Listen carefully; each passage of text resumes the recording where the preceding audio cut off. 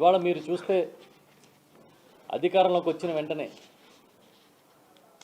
కొద్ది రోజులకే ఈవీఎంలు వ్యవహారం మీద, ఆ వీవీప్యాట్ స్లిప్స్ వ్యవహారం మీద ఒక పెద్ద ఎత్తున అనుమానాలు వస్తున్న సమయంలో, సరిగ్గా అదే సమయంలో ఈ కార్యక్రమం టేకప్ చేశారు. ఈ ప్రచార కార్యక్రమాన్ని టేకప్ చేసి ఏదో తిరుమల తిరుపతి దేవస్థానం ప్రసాదంలో, వెంకటేశ్వర స్వామివారి ప్రసాదంలో కల్తీ జరిగిందని, పంది కొవ్వు కలిపారు, ఆవు కొవ్వు కలిపారు, చేప నూనె కలిపారని రకరకాలుగా ఎలాంటి ఆధారం లేకుండా ఇష్టానుసారం మాట్లాడి అది జగన్మోహన్ రెడ్డి గారి హయాంలో జరిగినట్టుగా ప్రచారం చేశారు. చివరికి ఏం తేలింది? సుప్రీంకోర్టు చివాట్లు పెట్టి ఇది మంచి పద్ధతి కాదు, బాధ్యతాయుత స్థానంలో ఉన్నవాళ్ళు ఆధారాలతో మాట్లాడాలి, మనోభావాలతో, ప్రజల మనోభావాలతో, భక్తుల మనోభావాలతో ఈ రకమైన ఆటలు మంచిది కాదన్న స్ఫూర్తితో మాట్లాడి ఒక సిట్ని వేశారు. ఆ సిట్లో, ఆ స్పెషల్ ఇన్వెస్టిగేషన్ టీంలో సిబిఐతో పాటు రాష్ట్ర ప్రభుత్వ అధికారులను కూడా నియమించారు. ఈ సిట్టు, రాష్ట్ర ప్రభుత్వ అధికారులతో కూడిన సిట్టు పెద్ద ఎత్తున పరిశోధన చేసి దానిలో భాగంగా చంద్రబాబు నాయుడు గారు నియమించిన టీటీడీ అధికారులు, ఈవోలతో సహా వారందరి వాంగ్మూలాలు కూడా రికార్డు చేసి ఒక నివేదికనిచ్చింది. ఆ నివేదికలో చాలా స్పష్టంగా ఇందులో జంతు కొవ్వులు కలవలేదని నిర్ధారించారు. కానీ ఎలా అయినా సరే దాంట్లో జంతు కొవ్వులు కలిశాయనే నిరూపించాలనే తాపత్రయంతో చంద్రబాబు నాయుడు గారు ముందుకెళ్లడంతోనే ఇప్పుడు ఈ అంత వ్యవహారం నడుస్తుంది. దాన్ని ఎవరూ ప్రశ్నించకూడదు. ఈ తప్పు ఎందుకు చేసామని అడిగితే నాయకుల ఇళ్ల మీద దాడులు చేస్తున్నారు, బూతులు తిడుతున్నారు, పచ్చిగా మాట్లాడుతున్నారు, ఫ్లెక్స్లు కడుతున్నారు, ఇళ్ళు తగలబెడుతున్నారు, ఇళ్లల్లో దూరి విధ్వంసాలు చేస్తున్నారు, పెట్రోల్ బాంబులు విసురుతున్నారు. ఒకటి కాదు, రెండు కాదు, సాక్షాత్తు చట్టసభల్లో ఉన్న శాసనసభ్యుల నాయకత్వం వహించి మేము దాడులు చేయడానికి వచ్చామని చెప్పే స్థాయికి శాంతి భద్రతల్ని తీసుకొచ్చారు. ఒక ఇంటి మీద అంబటి రాంబాబు గారు, ఒక మాజీ మంత్రి, ఒక కాపు నాయకుడు, ఆయన ఇంటి మీద దాడి చేస్తారు, తగలబెడతారు. జోగి రమేష్ గారు ఒక మాజీ మంత్రి, ఒక బీసీ నాయకుడు, ఆయన ఇంటి మీద దాడి చేస్తారు, పెట్రోల్ బాంబులు వేస్తారు, తిరిగి మళ్ళీ వాళ్ళ మీద కేసులు పెట్టి అరెస్ట్ చేస్తారు. అంటే ఈ రాష్ట్రంలో మా నాయకుడు జగన్మోహన్ రెడ్డి గారు చెప్పినట్టుగా జగన్ రాజ్యం పోయి జంగిల్ రాజ్యం వచ్చింది. జగన్ సంక్షేమాన్ని చూసి పేదవారి కళ్ళల్లో కాంతులు నింపాలనే ప్రయత్నంతో కోవిడ్ వచ్చినా, మరొక కష్టం వచ్చినా కూడా పథకాలు ఆపకుండా ముందుకు తీసుకెళ్తే, ఒక సంక్షేమం ఎలా ఉంటుందనేది ఈ దేశంలోనే ఒక ఛాంపియన్ లాగా అమలు చేస్తే, ఆ రోజు జగన్ రాజ్యాన్ని, జగన్ పరిపాలనని తప్పుపట్టి ఈరోజు మీరేం తీసుకొచ్చారా అంటే జంగిల్ రాజ్యాన్ని తీసుకొచ్చారు. ఒక ఆటవిక రాజ్యాన్ని నడుపుతున్నారు. ఇవాళకి పచ్చిగా ప్రచారాన్ని కొనసాగిస్తూనే ఉన్నారు. నిన్నో ఎప్పుడో చూశాను ఇవాళ పత్రికల్లో, ఆర్నబ్ గోస్వామి గారు, ఆయన ఒక పాపులర్ టీవీలో వ్యాఖ్యాత, ఆయన డిబేట్లో దీని ఏదో తప్పు పట్టారని రాసుకున్నారు మీడియాలో. అదే ఆర్నబ్ గోస్వామి గారు ఇండిగో విమానాలు రద్దయినప్పుడు ఈ దేశం మొత్తం మీద రామ్మోహన్ నాయుడు గారు మాట్లాడిన మాటలు, తెలుగుదేశం అధికార ప్రతినిధి వెళ్ళి వార్ రూమ్లోంచి మా లోకేష్ గారు దీన్ని రివ్యూ చేస్తున్నారంటే ఆయన నిలదీసిన తీరు, అసలు మీ లోకేష్ గారికి దీనికి సంబంధం ఏంటని ఆ రోజు అడిగి గట్టిగా నిలదీస్తే, ఆ రోజు ఏం చేశారు? బాయ్కట్ చేశారు. మీరు బాయ్కట్ చేస్తే ఖాళీ కుర్చీలు చూపించి, ఆయన తెలుగుదేశం అధికార ప్రతినిధిని పిలిచాము, రాలేదని ఖాళీ కుర్చీ చూపించి డిబేట్ పెట్టారు. ఈరోజు ఆర్నబ్ గోస్వామి గారు ఏదో తప్పు పట్టారన్నట్టుగా మీరు మాట్లాడుతున్నారు. అంటే మీకు ఒక రిటైర్డ్ ఈవో ఎల్వి సుబ్రహ్మణ్యం గారిని, రిటైర్డ్ చీఫ్ సెక్రటరీ గారిని తీసుకొచ్చి మాట్లాడించారు.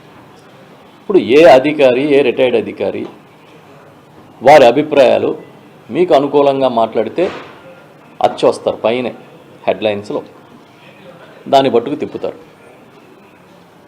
అంతే తప్ప వెంకటేశ్వర స్వామిని దెబ్బతీస్తున్నామనే ఆలోచన కొంచెం కూడా లేదు. అసలు ఈ 4 ట్యాంకర్లు శాంపుల్స్ తీసిన 4 ట్యాంకర్లు ఎక్కడివి? చంద్రబాబు నాయుడు గారు ముఖ్యమంత్రిగా ఉన్నప్పుడు ట్యాంకర్లు రిజెక్ట్ చేసినవే కదా. మళ్ళీ ఆ ట్యాంకర్లు ఎప్పుడు వెళ్ళాయి లోపలికి? చంద్రబాబు నాయుడు గారు అధికారంలో ఉండగానే కదా లోపలికి వెళ్ళాయి. ఈ 2 విషయాలు ఎవరు చెప్పారు? సిబిఐ ఛార్జ్షీట్లో చెప్పింది కదా, సిబిఐ వెల్లడించింది కదా. మరి చంద్రబాబు నాయుడు గారి హయాంలో జరిగిన నెయ్యి కల్తీని పట్టుకుని పోనీ బోలేబాబా డైరీని ఎవరు అనుమతించారు? 2018లో చంద్రబాబు నాయుడు ముఖ్యమంత్రిగా ఉన్నప్పుడే కదా, వారే కదా దాన్ని అనుమతించింది. ఇవాళ ఏమంటున్నారు? నూనె కన్నా తక్కువ ధరకి నెయ్యి ఎలా వస్తుంది అని అడుగుతున్నారు. కరెక్టే. మరి అదే చంద్రబాబు నాయుడు గారు ముఖ్యమంత్రిగా ఉన్నప్పుడు నూనె కన్నా తక్కువ ధరకే కదా నెయ్యి కొన్నారు. ఆ రోజు ప్యూరిటీ ఎలా వచ్చింది? అయోధ్యకి 1,00,000 లడ్డూలు ఈ పంది కొవ్వులతోని లేకపోతే జంతు కొవ్వులతోని కలిపి పంపించారని పచ్చిగా విమర్శించారు. ఇది చాలా స్థాయిలో ఉండి ఈ ప్రభుత్వంలో కీలక బాధ్యతల్లో ఉన్న సీఎం, డిప్యూటీ సీఎం స్థాయిలో నాయకులుగా ఉండి మాట్లాడారు. అది ఎవరు పంపించారు? అది ఆ నెయ్యి ఎవరు సమకూర్చారు? ఆ రోజు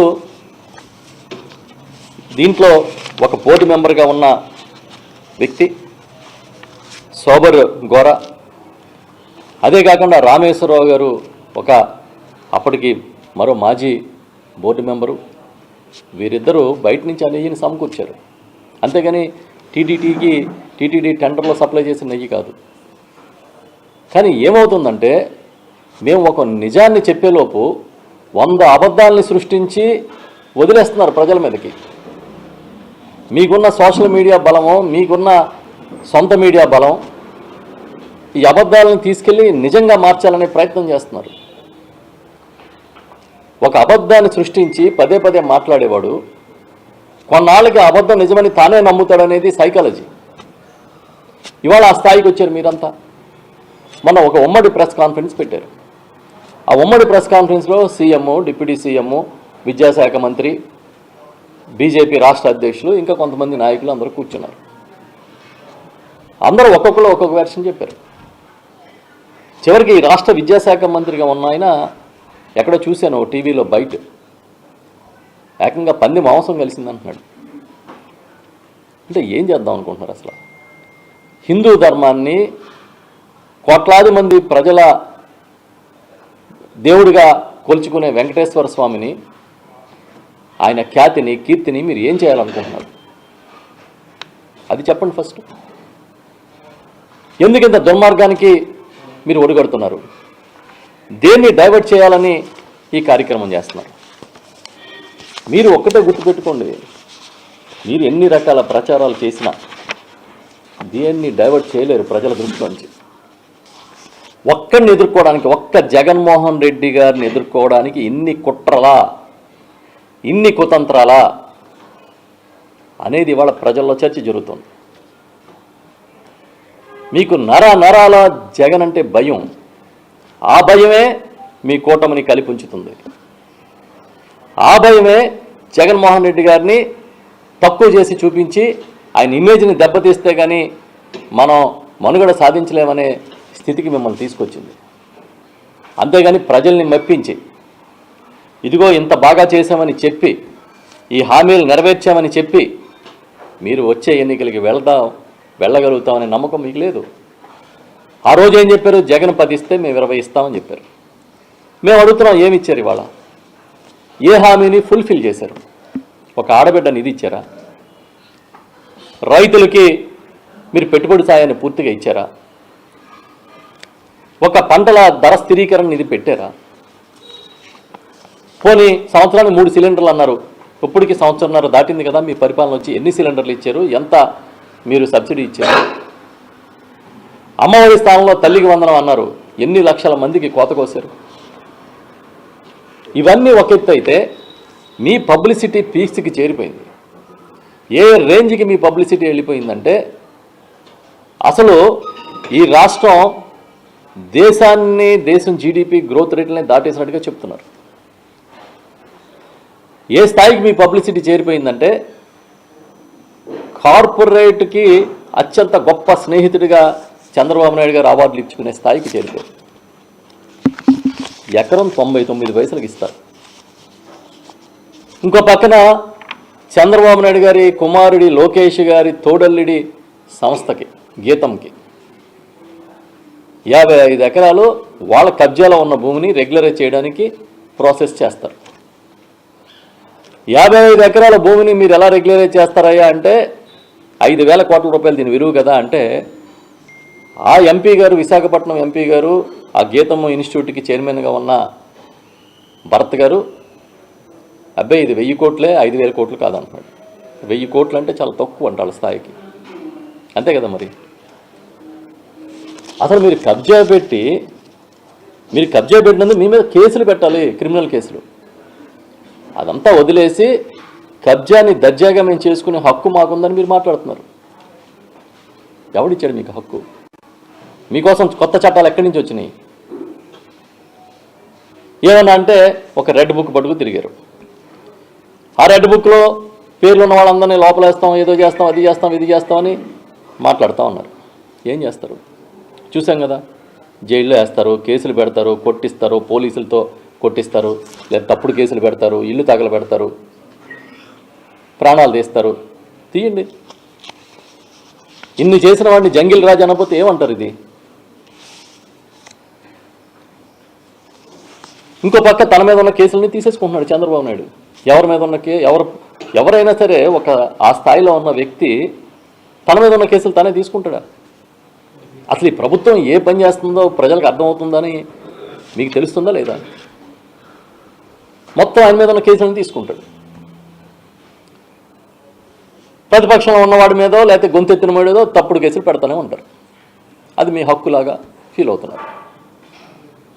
పోలీస్ అధికారులు అయితే వాళ్ళు చెప్తున్నాను నేను, ఈ రాష్ట్రంలో పోలీస్ అధికారులు ఏ స్థాయికి చేరిపోయారంటే, చాలామంది పోలీస్ అధికారులు తెలుగుదేశం పార్టీకి అనుబంధ సంఘం సభ్యుల్లాగా పనిచేస్తున్నారు. It's not right.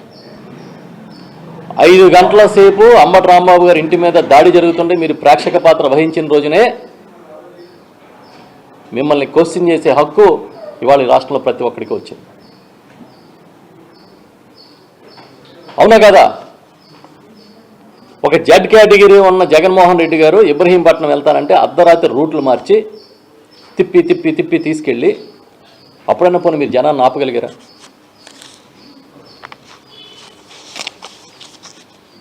పోనీ ఒక దాడి జరిగింది అక్కడ అంబటి రాంబాబు గారి ఇంటి మీద, కనీసం మేమే దాడి చేయించామనే వాళ్ళని అరెస్ట్ చేశారా? చట్టాల గురించి మీకు తెలుసు కదా, చదువుకుని వచ్చిన ఐపీఎస్ అధికారులు కదా మీరంతా. మేమే దాడి చేయించామనే వాళ్ళ మీద అరెస్ట్ చేసి జైలుకి పంపించి నిరూపించుకున్నారా? అది కూడా లేదు. కేవలం చంద్రబాబు నాయుడు గారి రాజకీయం కోసం హిందూ ధర్మాన్ని వాళ్ళ బలిపెట్టే స్థితికి తీసుకొచ్చారు. ఇంకా చిత్రం ఏంటంటే, బీజేపీని యాక్టివ్ కావాలి, ఈ విషయంలో పెద్ద ఎత్తున మీరు ప్రచారం చేయాలని చంద్రబాబు నాయుడు గారు కోరినట్టుగా పత్రికల వార్తలు చూస్తున్నాం. అంటే బీజేపీ భుజం మీద తుపాకీ పెట్టి ఇప్పుడు కాల్చాలని ప్రయత్నం. ఒక తప్పుడు ఆరోపణ చేసి దాన్ని నిరూపించలేక ఇవాళ ఈ ప్రభుత్వంలో ఉన్న పెద్దలు పిల్లి మొగ్గలేస్తున్నారు. సంస్కారం లేకుండా మాట్లాడుతున్నారు. ఇంత దుర్మార్గం అంటే, మొన్నటి వరకు జంతు కొవ్వులు అన్నారు, పంది కొవ్వు అన్నారు, చేప నూనె అన్నారు, ఆవు కొవ్వు అన్నారు.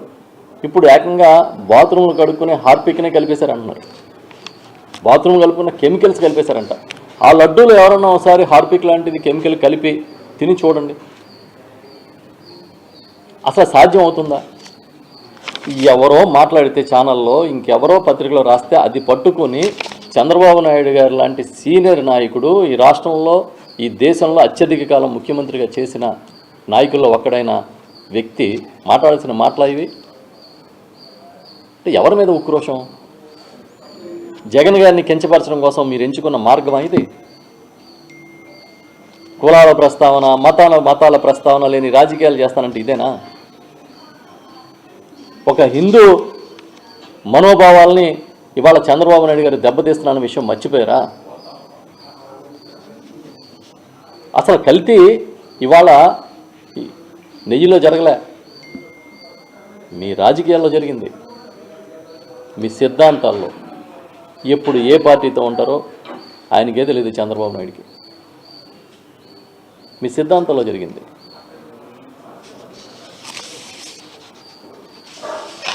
ఇవాళ పత్రికలో ఒక వార్త చూసా, ఆ హెరిటేజ్ పెరుగులో నాణ్యత లేదని food safety standards authority of India FSSAI ఒక నివేదిక ఇచ్చి దాని మీద గట్టిగా చర్యలు తీసుకుంటే ₹1,00,000 హెరిటేజ్ పెనాల్టీ కట్టి ఆ విషయాన్ని సెబీకి,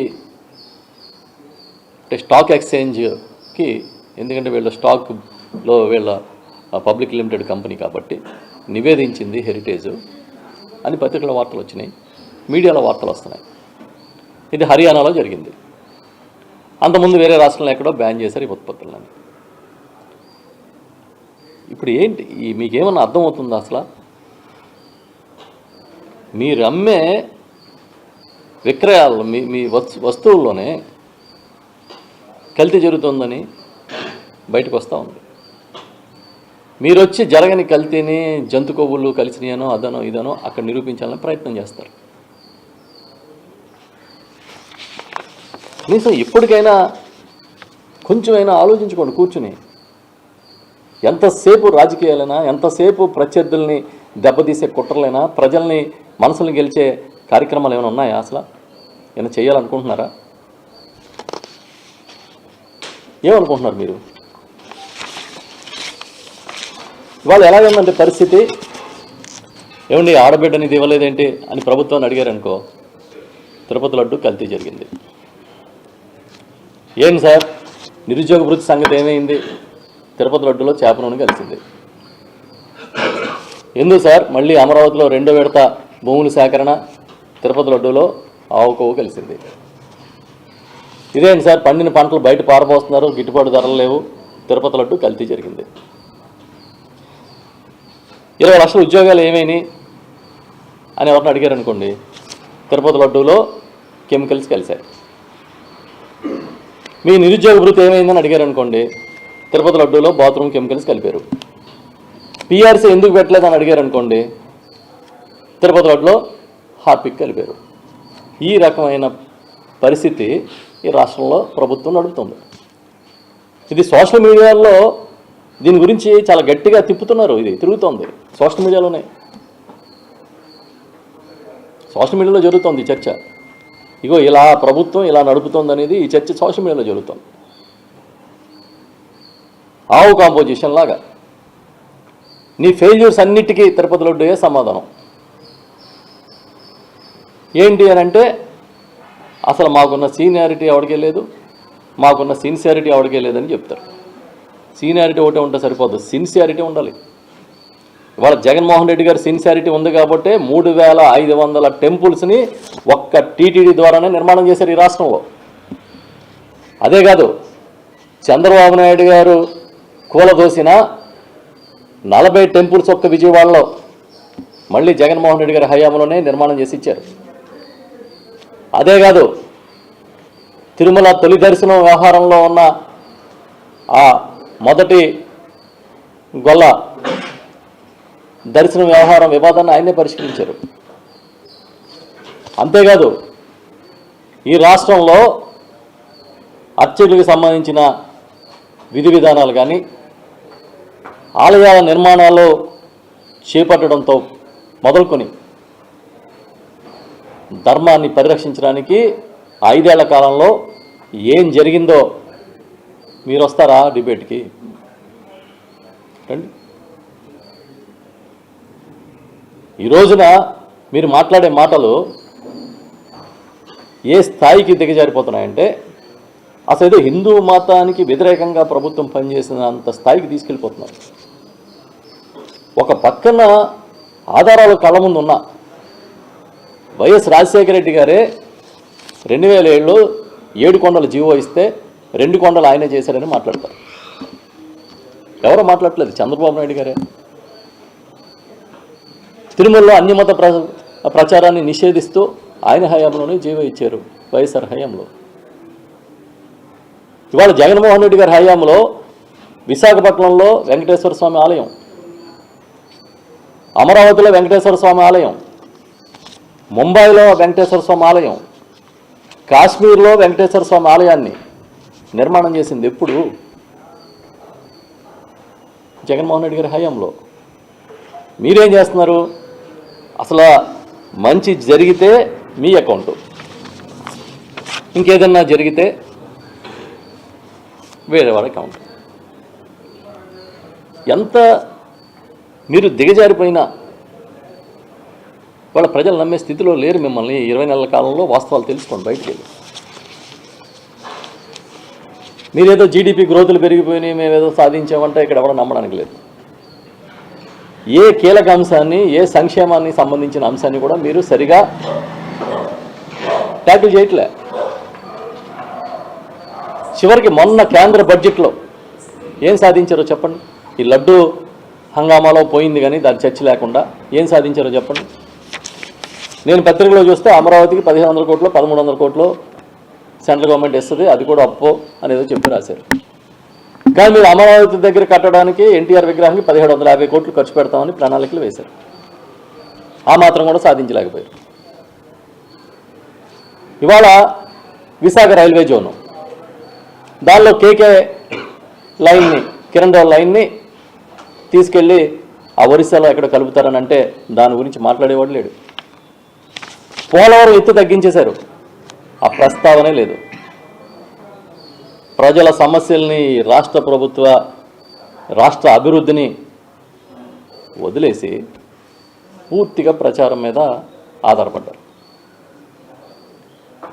బయట చిరు వ్యాపారుల దగ్గర నుంచి ప్రతి ఒక్కడు కనీసం వ్యాపారాలు కూడా లేవని ఆందోళన చెందుతుంటే ఈ రాష్ట్రంలో పెట్టుబడులు వచ్చినాయి, ఈ రాష్ట్రానికి 20 లక్షల కోట్లు పెట్టుబడులు తెచ్చాం, లక్షలాది ఉద్యోగాలు తెచ్చాం, ఇవన్నీ చెప్తున్నారు. మొన్న మీడియాలో వచ్చింది, గూగుల్ అది విశాఖపట్నంలో ఆ సెంటర్ వస్తే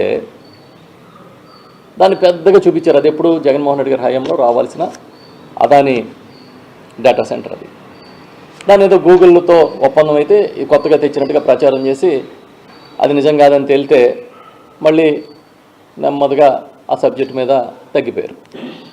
కానీ అదే గూగుల్ నిన్న మొన్న మీడియాలో చూసాం, బెంగళూరులో 20 లక్షల ఉద్యోగాలు, 20,000 ఉద్యోగాలు అనుకుంటా క్రియేట్ చేస్తూ ఒక కార్యాలయం పెడుతుంది. 20,000 ఉద్యోగాలు ఎంతో అక్కడ క్రియేట్ చేస్తున్నాను. మీరు తీసుకొచ్చిన అని చెప్తున్న విశాఖపట్నంలోనేమో 1000 ఉద్యోగాలు కూడా రాలే. నిన్న ఇవాళ ఆంధ్రజ్యోతిలో రాశారు, మీరు ఇంత హంగామా చేసిన ఒక ఇంటర్నేషనల్ ఐటీ కంపెనీ కూడా ఇవాళ వరకు ఒక చిన్న పని విశాఖపట్నంలో మొదలు పెట్టలేదు అని ఆంధ్రజ్యోతిలోనే రాశారు. ఎంతసేపు ప్రచారంతో ఎన్ని రోజులు గడుపుతారు? ప్రజలేమో పస్తులు ఉంటుంటే మీ ప్రచారాన్ని చూసి కడుపు నిండిందని ఎలా అనుకుంటారు వాళ్ళు?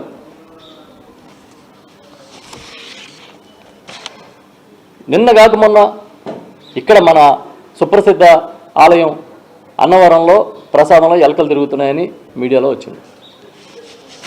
సింహాచలంలో ప్రసాదంలో నత్త వచ్చింది. శ్రీశైలంలో ప్రసాదం బాగోలేదని చెప్పి ఆవిడ వెళ్ళిన భక్తులందరూ విమర్శిస్తున్నారు. ఏ ఆలయం తీసుకోండి, నిర్వహణ ఎక్కడ బాగుంది? అసలు మీరు ఈ ఆలయాలకి మీరు వచ్చిన తర్వాత మేము ఇది చేసాం, ఒక కల్తీ ప్రచారం తప్ప మరొకటి ఏదైనా చేసామని చెప్పండి. మీరు పలానా ఆలయాన్ని బాగు చేసామని కానీ, పలానా గొప్ప విధానాన్ని తీసుకొచ్చామని కానీ, ఈ ఆలయంలో సామాన్య భక్తుల కోసం ఇది చేసామని కానీ చెప్పండి. ఫస్ట్ టైం తిరుపతిలో బ్రహ్మోత్సవాల సందర్భంగా తొక్కిసలాటే భక్తులు చనిపోతారు. సింహాచలంలో గోడ పడిపోయి భక్తులు చనిపోతారు. కాశీబొగ్గ వెంకటేశ్వర ఆలయంలో తొక్కిసలాట జరిగి భక్తులు చనిపోతారు. క్షేమ పుట్టినట్టు కూడా లేదు మీకు. క్షేమ మీరు వచ్చి రోజు వైఎస్ఆర్ పార్టీని, జగన్మోహన్ రెడ్డి గారిని, లేకపోతే వైఎస్ఆర్ పార్టీలో మాట్లాడుతున్న వాళ్ళని అమ్మ నాబుతులు తిడుతూ ఉంటారు పచ్చిగా. ఎంతకాలం ఒక నిజాన్ని దాస్తారు మీరు? నేను అడుగుతున్నా, చెప్పండి. మీరు వచ్చిన ఈ 18 నెలల 20 నెలల కాలంలో ఈ రాష్ట్రంలో దేవాలయాల ఖ్యాతిని పెంచడానికి, పవిత్రతను కాపాడడానికి మేము ఇది చేసాం, ఇదిగో ఈ విధానం తీసుకొచ్చాం, ఫలానా ఆలయానికి ఇన్ని కోట్లు పెట్టి డెవలప్మెంట్ యాక్టివిటీస్ టేకప్ చేసాం. చెప్పండి, ఏదో ఒకటి చెప్పండి. ఇగో జగన్మోహన్ రెడ్డి గారి హయాంలో 3500 టెంపుల్స్ అదే టీటీడీ ద్వారా నిర్మాణం చేశారని నేను చెప్తున్నాను కదా. అది కాకుండా CGF నిధులతో చాలా ఆలయాలు నిర్మాణం చేశారని మేము చెప్తున్నాం కదా. మా కాకినాడ రూరల్ నియోజకవర్గంలోనే దాదాపుగా 100కు పైగా ఆలయాల నిర్మాణం చేశాం. మీరు చెప్పండి, ఈ రాష్ట్రంలో ఏ ఆలయాలని ఏ విధంగా చేశారు? అవేం చెప్పరు. గుడ్డ కాల్చి మొఖాన్ని పడేస్తే ఆడే తుడుచుకుంటాడని ఒకే ఒక సిద్ధాంతం. ఏదో ఆయన చంద్రబాబు నాయుడు గారు మాట్లాడిన మాటలు మనం మాట్లాడకపోతే బాగోదని మిగతా ఆ కూటమిలో ఉన్నవాళ్ళు ఆ నాయకులందరూ అదే మాట్లాడుతున్నారు. వాళ్ళ మాటలు వాళ్ళే ఖండిస్తారు, వాళ్ళ విధానాలను వాళ్ళే తప్పు పట్టుకుంటారు. అలా తిప్పి పంపిన ట్యాంకర్లు మీ హయాంలోనే కదా, మళ్ళీ ఆ ట్యాంకర్లు ఎలా లోపలికి వచ్చినాయి అది మీ హయాంలోనే కదా అంటే దానికి సమాధానం చెప్పరు. అది ఎవడు మేము చెప్తున్నామా? సిట్టే కదా చెప్పింది. అందులో లేవు, నిర్ధారించిన మేరకు లేవు, ఇంత మించి నిర్ధారించే శక్తి లేదు అన్నట్టుగా అవి చెప్తే అసలు ఆ ల్యాబులే కాదని ప్రచారం చేస్తున్నారు. అసలు ఆ ల్యాబ్ ఎవరు అమ్మన్నాడని మాట్లాడుతున్నారు కొన్ని ఛానల్స్లో. విచిత్రం, అంత విచిత్రంగా నడిపిస్తున్నారు. రోజులు గడుస్తున్నాయి, ప్రజలు చూస్తున్నారు. ఎన్ని అబద్ధాలు ఆడినా వాస్తవాలు మాత్రం కప్పిపుచ్చలేరనేది నేను చెప్తున్నా. ఇంత దారుణంగా రోజువారీ రాజకీయమైనా రోజువారీ అబద్ధాలైనా ఇవాళ ఏ అబద్ధం వస్తుందో చూసుకోవాలి మనం. ఇవాళ ఏం బుర్ర జల్లుతున్నారో రెడీగా ఉండాలి కడుక్కోవడానికి.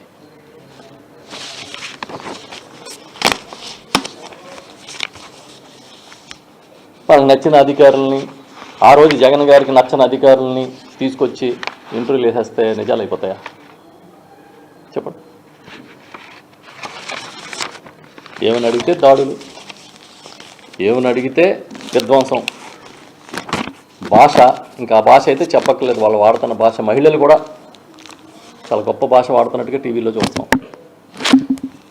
వాళ్ళ అంబటి రాంబాబు గారి దగ్గర ఇంటి దగ్గర గొడవ కన్నా ముందు గొడవ దగ్గర మహిళలు ఏం మాటలు మాట్లాడుతున్నారో తెలుగుదేశం నాయకులు ఏమైనా చూసుకుంటున్నారా మీరు?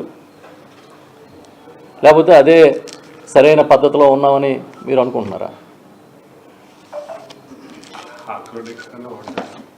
ఏమండి, అదే ఇప్పుడు ఏంటంటే వాళ్ళు ఏం చేస్తే అదే కరెక్ట్ అనే ఒక గొప్ప మైండ్ సెట్లో ఉన్నారు వాళ్ళంతా. ఎదురు పార్టీలు మాట్లాడగలిగినోడు ఎవడన్నా, ఎదుర్కోగలిగినోడు ఎవడన్నా ఉంటే ఒక వైఎస్ఆర్ పార్టీ, జగన్మోహన్ రెడ్డి గారు తప్ప ఇంకెవరు లేరు. అది వాళ్ళకి కక్ష. ఇంకొక పార్టీ ఏముంది చెప్పండి అడగడానికి? అప్పుడప్పుడు కమ్యూనిస్ట్ పార్టీలు మాట్లాడుతున్నాయి. మిగతా ఏం పార్టీలు? అన్ని పార్టీలు ఇంచుమించుగా ప్రధాన పార్టీలన్నీ మీ కూటమిలో కదా ఉన్నాయి. బీజేపీ, జనసేన ఆడిందాట పాడింది పాట కింద చెల్లుబాటు అవుతుందని వెంకటేశ్వర స్వామిని కూడా వదిలిపెట్టకుండా దుర్మార్గమైన రాజకీయ ప్రచారాన్ని చేస్తున్నారు. ఇది ఎక్కడితో మీరు ఆపితే మీకు మంచిది. క్షమాపణలు చెప్పి వెంకటేశ్వర స్వామి దగ్గర లెంపలు వేసుకుంటే ఇంకా మంచిదని చెప్పి చెప్తా ఉన్నాం.